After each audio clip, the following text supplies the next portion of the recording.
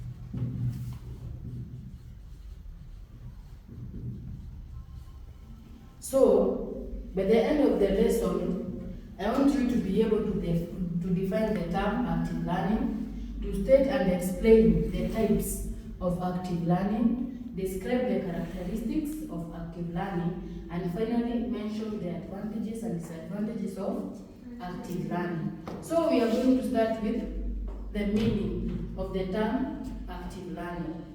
Who can tell us what active learning means? Active learning is an instructional approach that actively engages students in the learning process. Come again. It's an instructional approach that actively engages students in the learning process. Instructional approach that actively engages students. Engage students.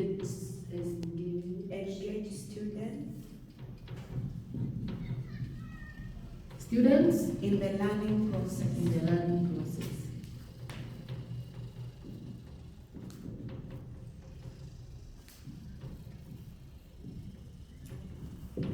So that's the definition of active learning, an instructional approach that actively engages students in the learning process. You see, like actively, like students should be active. So who's going to tell us the types that are found in active learning? Types.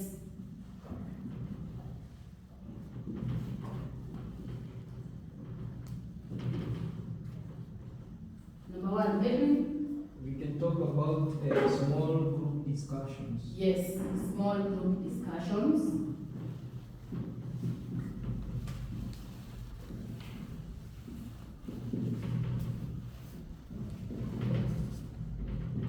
Number two, Marion. Case study.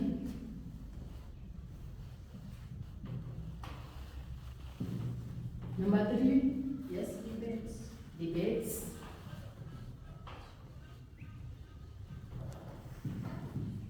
Number 4, Role play.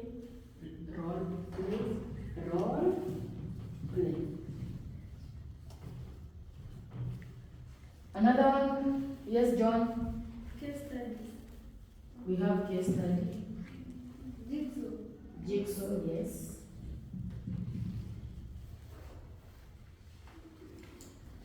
We have a lot of them. Think, pair, share. Think, pair, and share.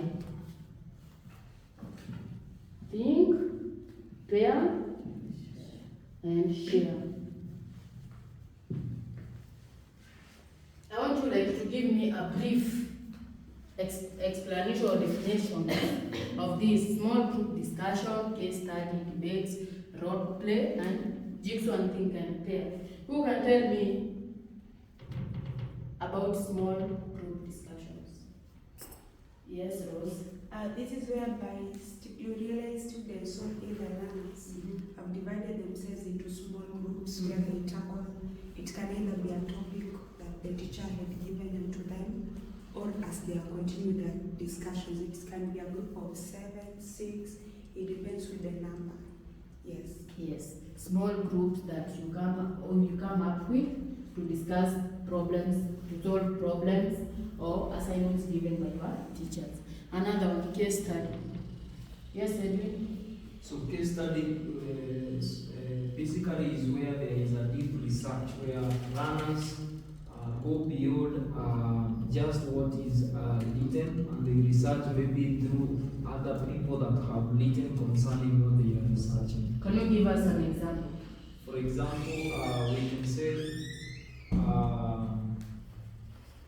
for example, if the teacher gives a topic, for example, on active methods of running, the learners go and research how did it begin, or who began the methods of running, something like that.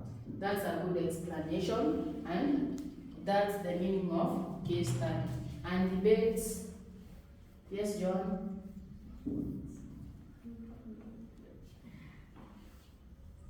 Who can assist her? Okay, in terms of debates, it's whereby we have two teams, one on the opposing side and the other one from the proposing side. You come up with an idea, you debate or you argue to come up with the right answer. That's debating. You debate educational wise until you come up with the best idea or the best solution of your problem. Another one we have role play. It's whereby students take a role in a scripted play. Yeah, students take a role in a scripted play. John, can you give us an example? Example is games. We have storytelling. Can you explain one? In storytelling, we find they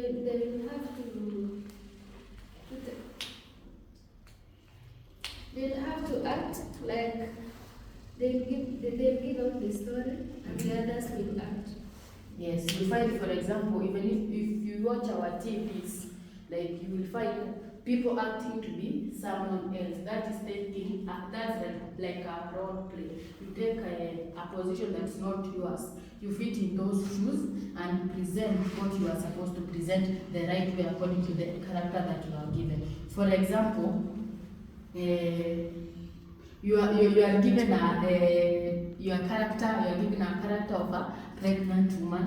You are supposed to be pregnant, to act pregnant. As much as you are not pregnant, you should behave like someone who is pregnant, have those characteristics and all that.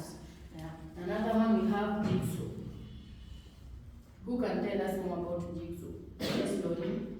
It's whereby a class is divided into small groups and they are given topics which are different topics that they are supposed to discuss.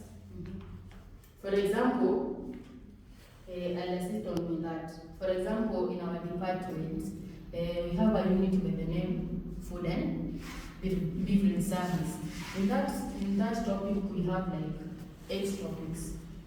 I will give this group topic number 1, topic number 2, topic number 3.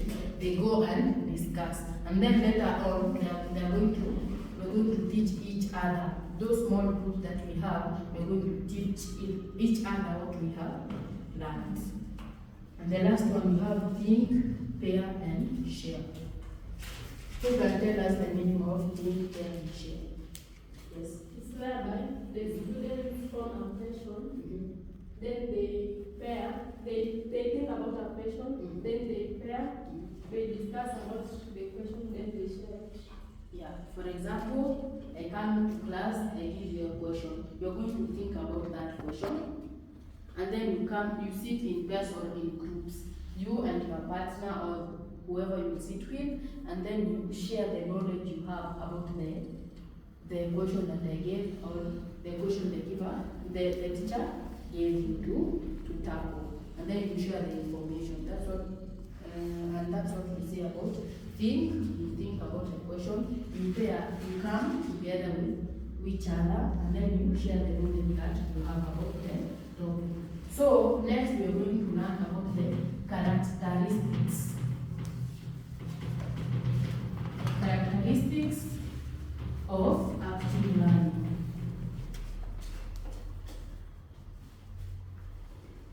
And so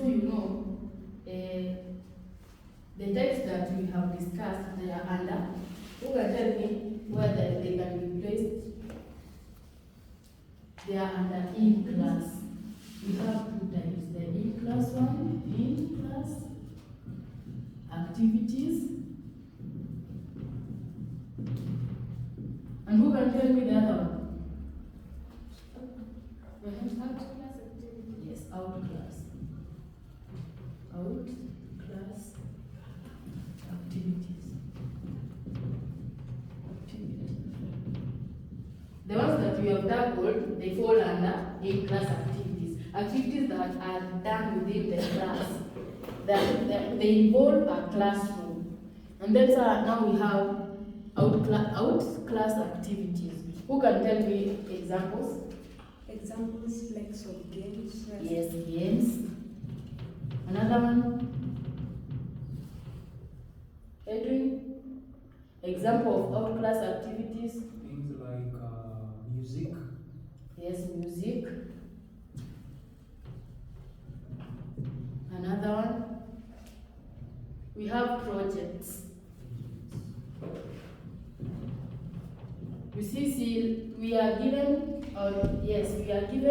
projects to go and do research. We usually do our research out of the classroom, and then later on we come and present them in class. Yeah. It can fall both in out-class activities and in class. When we go do our research, and then we come present it in class. So we are going to look general characteristics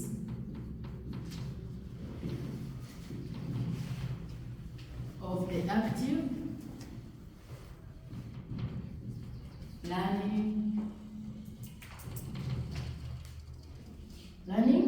method.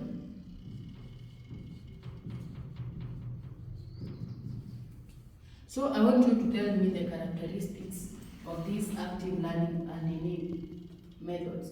So what do they hold?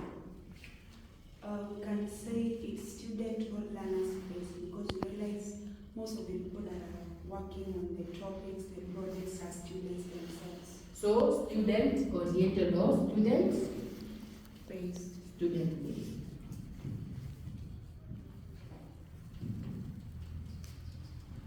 Number 2. Yes, Mariam.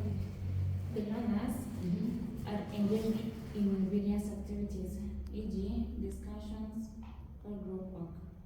That one can fall under student-based, right? Is it another point? Can someone expand on that? Maybe we can say, as a characteristic, we can phrase it as an engagement. Maybe but it's more student-based because the students are engaged. Students are supposed to be active, so that's why you say it's student or student-based. They are supposed to be active in this active learning method. Another one? Collaboration. Yeah, it requires collaboration. For example, when you talk about the small groups, you can't go into groups and then you don't like share your ideas. You need to collaborate to come up with the answer, the correct answer. You give me your idea, I give you my idea, and then we see which one is better or which one best suits the situation. And number 3. Maybe we can say it has an instant feedback, whereby if, for example, I raise an idea, there is another friend of mine or a student, a friend of mine will also give me a feedback concerning what I have raised. Yes, instant feedback.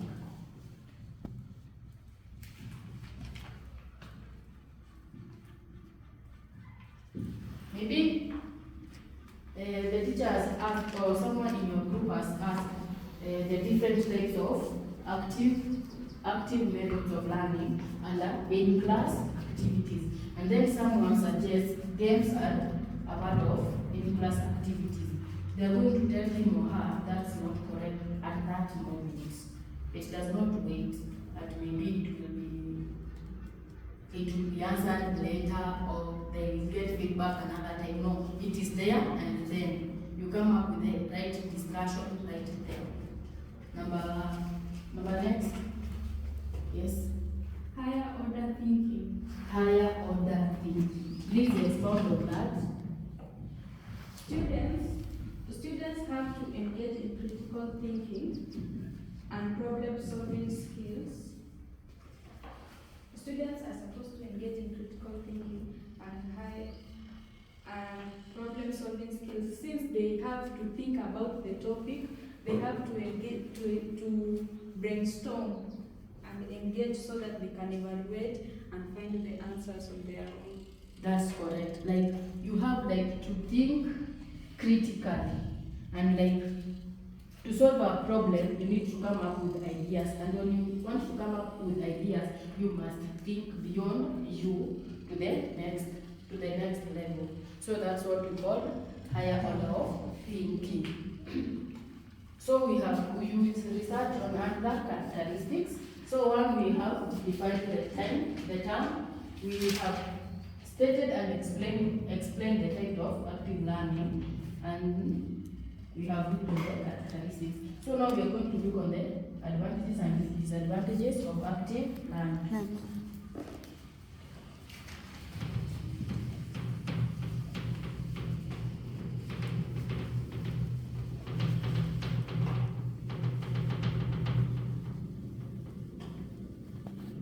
So we have advantages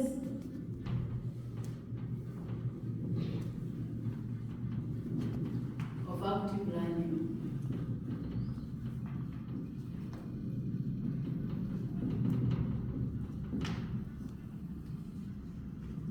Who can tell me advantage number 1? Yes, Edwin. You can say that it improves learners' communication skill, because every learner is given a chance to speak out his idea or idea. Yeah, that's correct. So we say improves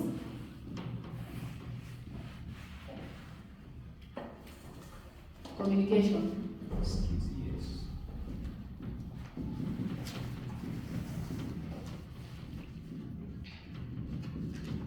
Number 2. Yes, Lori. It enhances critical thinking. Enhances critical thinking.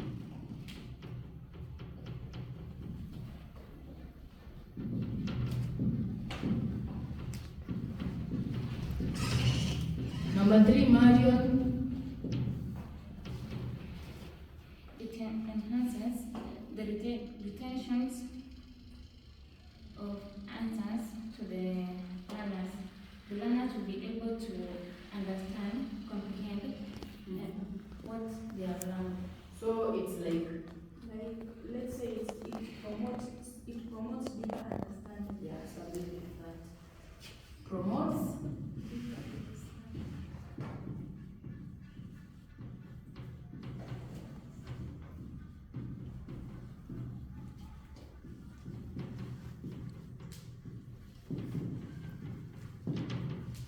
4, yes, Rose. It helps in problem solving because as learners are discussing, they are able to come up with various solutions. Helps in problem.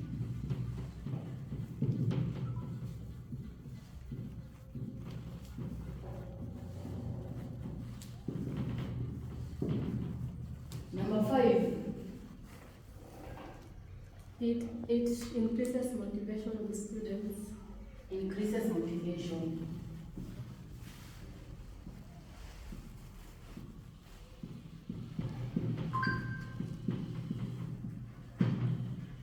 Can you expound on that?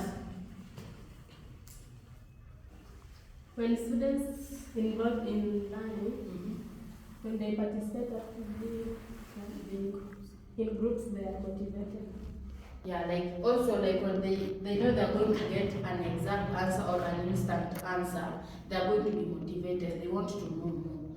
They will be like jovial and be active. And then again, under increases motivation, you realize that as students are discussing, and we realize that we have those that are slow in terms of learning, they are in terms of reception, as they understand. So as their fellow students are giving it various explanations, they get to understand it better. So they get motivated and participate. Yeah, that's correct. Joanne, you had a point. It increases student confidence. Yeah, confidence.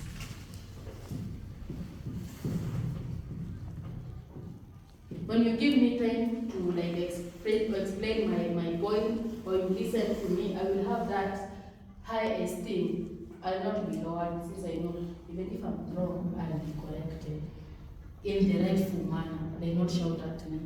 So you see, It improves academic performance. improves academic performance.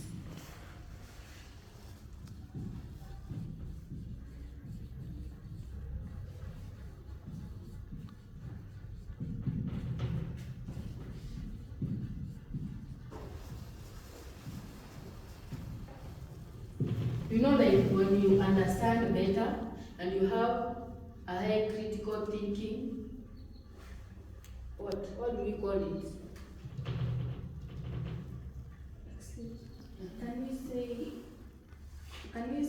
Can we add to that point of confidence? Can we say that it boosts self-esteem? Yeah. You can add that one, like I explained. Confidence and self-esteem. You see, by improving academic performance, when you have like a good understanding, you understand better what you have been taught, and you are motivated in learning or to learn whatever you are discussing. You will find out that you will be performing better since you understood whatever you are learning. So next we are going to tackle. You will go and check other advantages since there are many. So next we are going to tackle the disadvantages. Disadvantages of active learning. As we all know, everything that has advantages has what? Disadvantages, yes. So we are going to look at disadvantages. Disadvantages of active learning. Number 1, yes, Daisy. Consuming. Expound on that. Time consuming since realize as learners are doing their discussions, you find that most of them, each individual is having his or her own explanation. So in order for you to give each individual time until you analyze and have the final decision, it will take time. Yeah, it takes a lot of time. Number 2, Eddie. May not be suitable across all learning, all types of learning. Please explain why.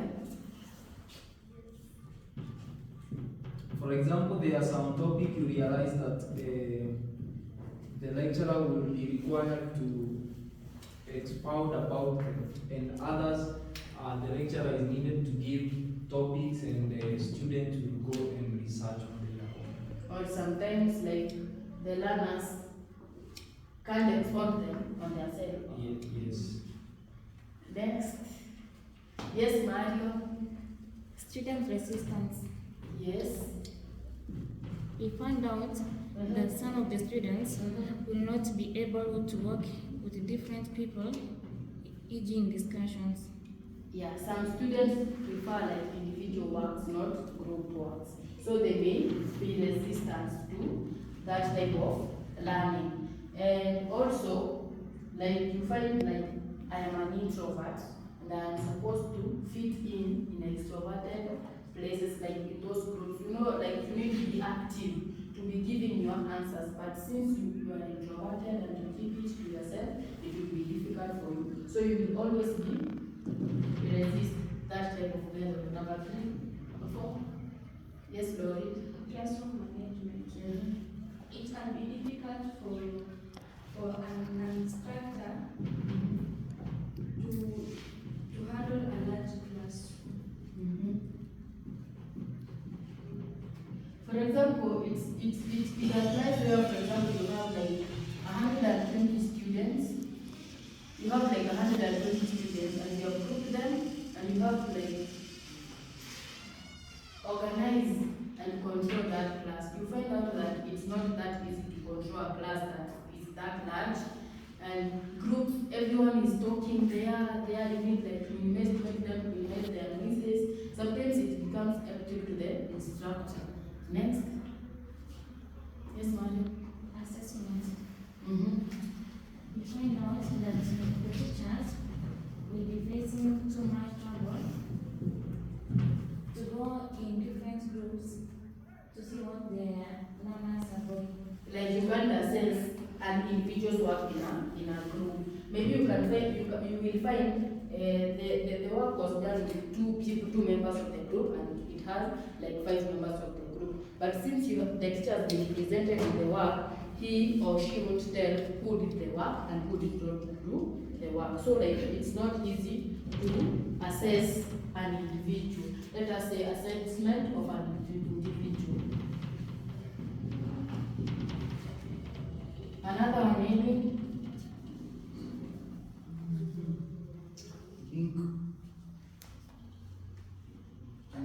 We have exported of those. Okay, she wants to help people. It requires a lot of memorization, whereby some students may be difficult. Requires a lot of memorization.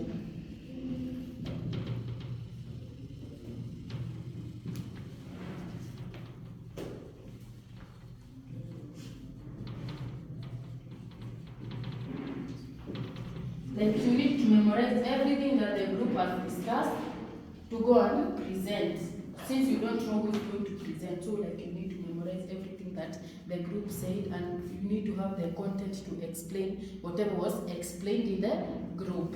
Yes, Lori? It requires a well-trained teacher.